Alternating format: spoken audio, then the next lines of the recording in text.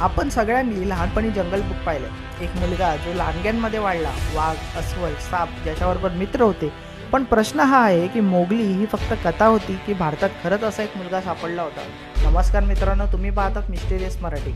आणि आज आपण उलगडणार आहोत एक असं रहस्य ज्यामुळे मध्य भारतातील पेंच जंगलात ही मोगलीची कथा खरोखर की विसरलेली आहे की सत्य कथा आहे हे जाणून घेणार आहोत. आता पेंच नॅशनल पार्क मध्य प्रदेश आणि महाराष्ट्र सीमेवरती पसरलेले हे घनदाट जंगल, हे जंगल पाहून ब्रिटिश लेखक रुडयार्ड किपलिंगने जंगल बुक हे लिहिलं.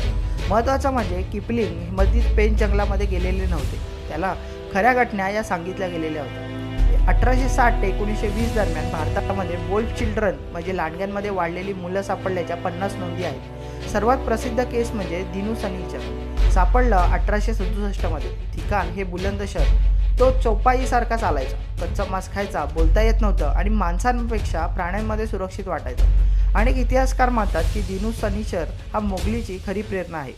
आता मोगली आणि वास्तव्यात फरक. चित्रपटात दाखवलं जातं की प्राणी बोलतात, जंगलात आनंदी जीवन मानव सहज शिकतो, पण वास्तव वेगळं होतं. खरी जंगलातील मुलं ही कधीच पूर्णपणे बोलायला शिकली नाही, माणसामध्ये कधी मिसळू शकली नाही, तर अनेक जण लवकर हे मृत्युमुखी पडले.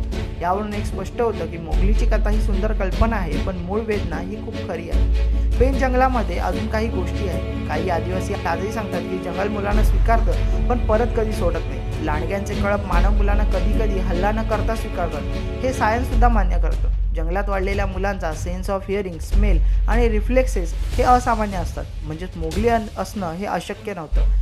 रुडयार्ड किपलिंगने कधीही आपली कथा ही खरी आहे असं सांगितलं नाही, कारण त्या काळात ही मुलं ट्रॅजेडी म्हणून मानली जात होती. समाजासाठी ते अनकम्फर्टेबल ट्रूथ होतं, म्हणून त्याने सत्याला कधीच सुंदर रूप दिलेलं आहे. मित्रांनो, मोगली कदाचित एक व्यक्ती नव्हता, तो होता अनेक विसरलेल्या जंगलातील मुलांचा आवाज. पेंच जंगल आजही शांत आहे, पण त्याच्या झाडांमध्ये अजूनही त्या कथांची साक्षी आहे. तुम्हाला काय वाटतं? मोगली फक्त कल्पना होती की भारताच्या जंगलातलं विसरलेलं सत्य? कमेंटमध्ये तुमचं मत नक्की सांगा. आणि व्हिडिओ आवडला असेल तर व्हिडिओला लाईक करा, शेअर करा आणि सबस्क्राईब करायला विसरू नका. धन्यवाद.